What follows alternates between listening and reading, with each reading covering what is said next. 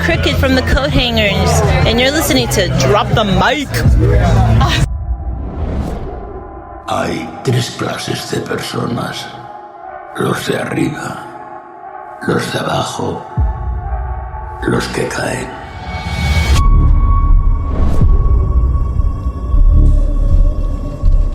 El hoyo. Sí, el hoyo. ¿Y usted sabe en qué consiste esto del hoyo? Obvio. Comer ¿Qué vamos a comer? lo que les sobra a los de arriba.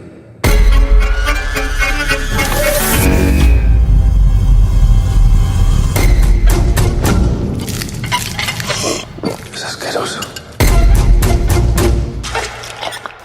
¿Hay mucha más gente abajo?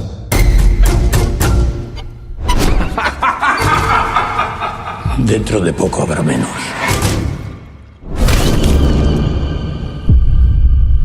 ¿Que era una persona?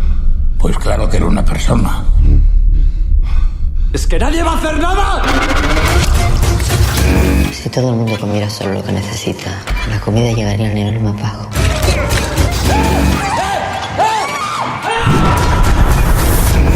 Ayúdame a bajar.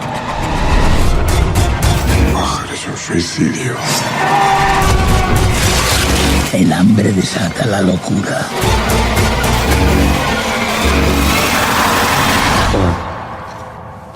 Tiene buen corazón. No creo que sobreviva usted mucho tiempo.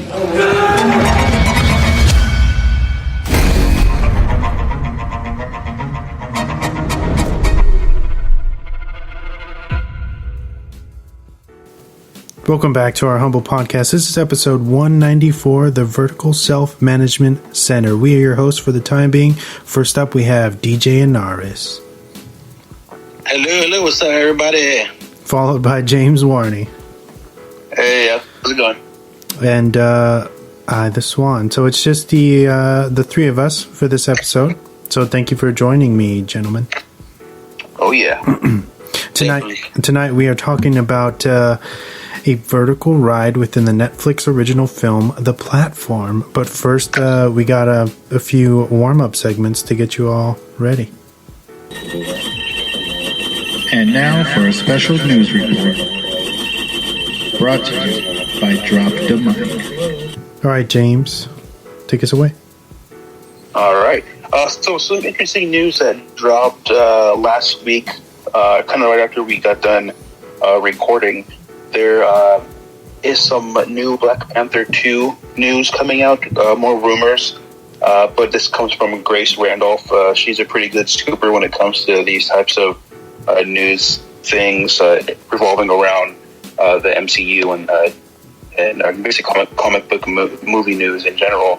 But she was saying that it looks like Marvel is currently working on creating a digital double for Chadwick Boseman. And then the current plan right now is for them to actually have T'Challa die in a battle sometime in the beginning of the Black Panther 2 movie, and Shuri, his sister, will take on the mantle of Black Panther. So we will have a female Black Panther, most likely throughout the rest of the film, and kind of her finding her own way and trying to figure out how to navigate that whole situation, just like her brother did the first Black Panther. So I thought that was actually pretty interesting, and that they're going to do that. Sick, dude. That's cool, because I've been hearing that rumor and a lot of fans saying that that's what they should do. And if that's like what they do, that's perfect, because that's what the fans wanted, you know what I mean?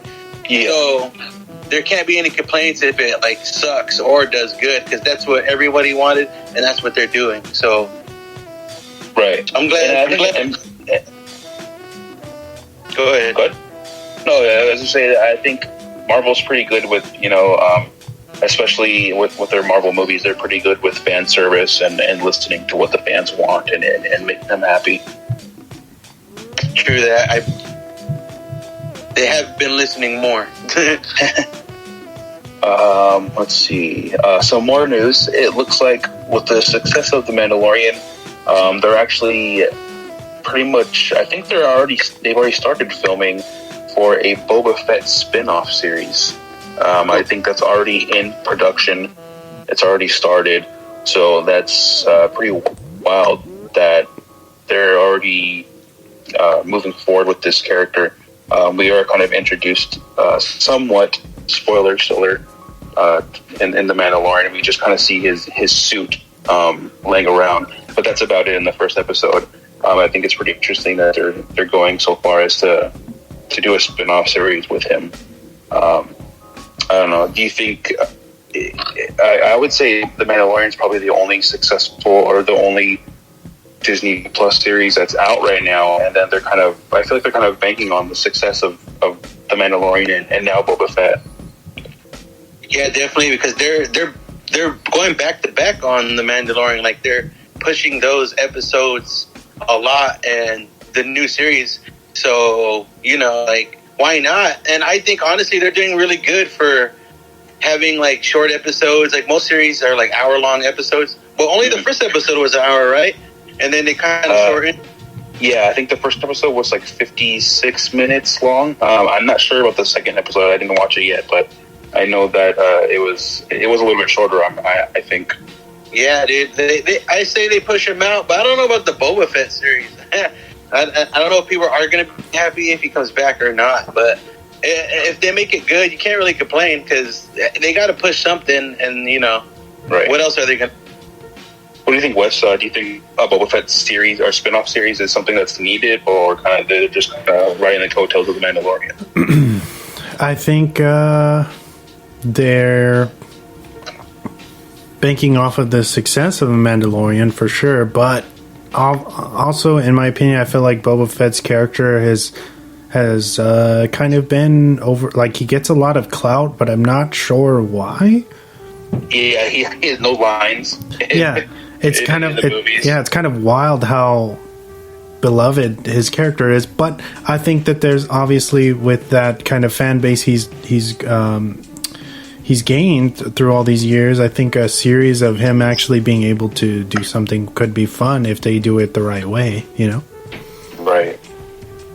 Yeah, I agree. Yeah. Let's see. Moving on. So I don't know if you guys are a fan of the CW series Black Lightning, but it looks like there's a rumor going around that Warner Brothers is actually developing a live action film centered around Black Lightning, and I don't. There's no real information talking about if it's gonna be related to the series or if this is just gonna be a new manifestation of the character and kind of reboot it essentially in movie form. I don't know. That show kind of came out right when I was losing interest in CW, so I kind of stopped watching anything related to the CW in terms of DC stuff. So I don't know if any of you guys are fans of that show or have watched it, but they possibly are making a movie about him actually. What else? I didn't really get to watch it as much, but I guess someone out there likes it enough to do a movie on it, so it could go out bad or good, dude. I honestly do not know about...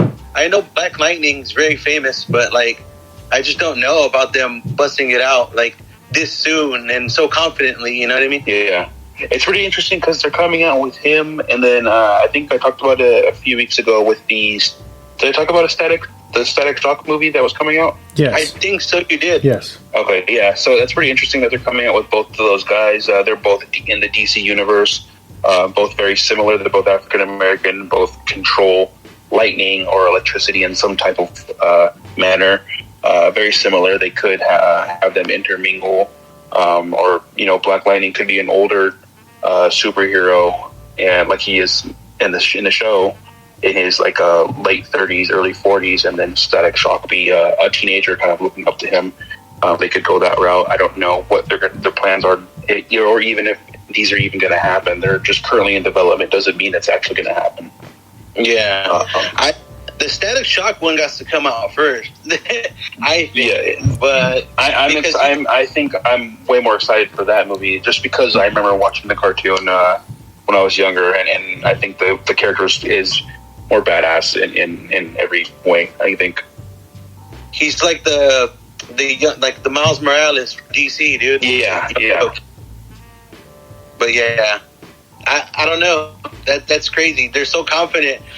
But these are just them saying they're going to do it, and there's no ounce of it like being done. So right, yeah, it's in development. So currently they're probably working on stories or whatever. So until they start casting people, that's when you can say, oh, they're making this movie.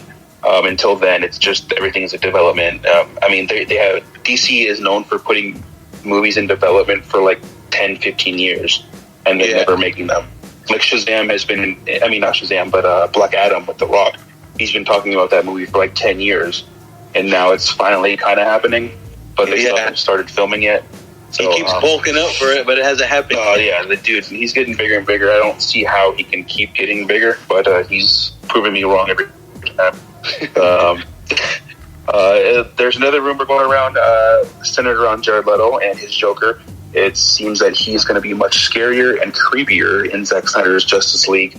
I mentioned before that he's coming back to reprise his role as the Joker. So he's going to be shaving his entire face and cutting his hair and dyeing it green again to do reshoots for the HBO Max release for the Zack Snyder Justice League cut. I thought he was already pretty kind of weird in the Suicide Squad. But this just coming out saying that he's going to be more scarier and creepier. It does give me more hope. I enjoyed his take on the Joker. I know majority of people didn't. But I'm excited to see what they do with him. And hopefully it's a success and he can come back and people love it. So more power to him. Yeah, that's sick for him because he was so probably bummed out like that he got hated on. Yeah, exactly.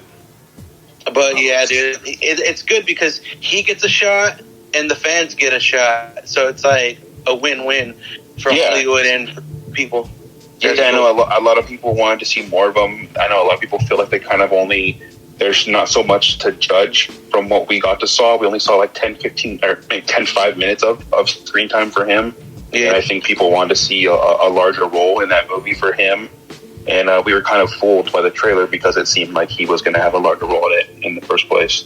But moving on, it looks like Warner Brothers is also currently developing a live-action series for Aquaman, or will be placed in the world of Aquaman. Not sure if Jason Momoa is going to be present in there. I'm sure they're going to mention him. It's probably going to be centered around all of the seven seas and all of the different kingdoms, but I can see them kind of diving deeper, pun intended, into this world and kind of showing us more, because I thought that there's a lot to be explored underwater, and especially in the Aquaman world. So I think that's pretty cool.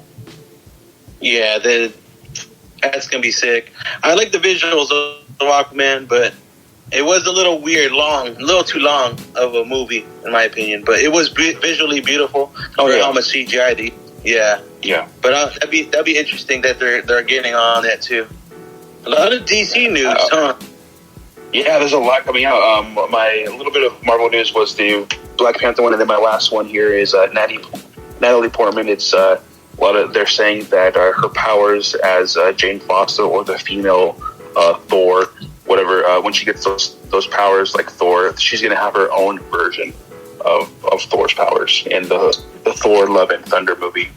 So I'm not really too sure what that means. She's going to have her own set of powers, probably similar to Thor, but definitely different in her own way, which is expected.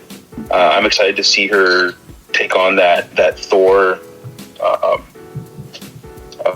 those powers, and see what they can do with her. Because I heard this one's going to be really good, and if it's anything as close to Ragnarok, I'm sure I'll enjoy it. And I know Taika Waititi is coming back to direct that one, so I'm excited to see him take the directing seat on that one and take charge. So I love his stuff. Anything he does, really.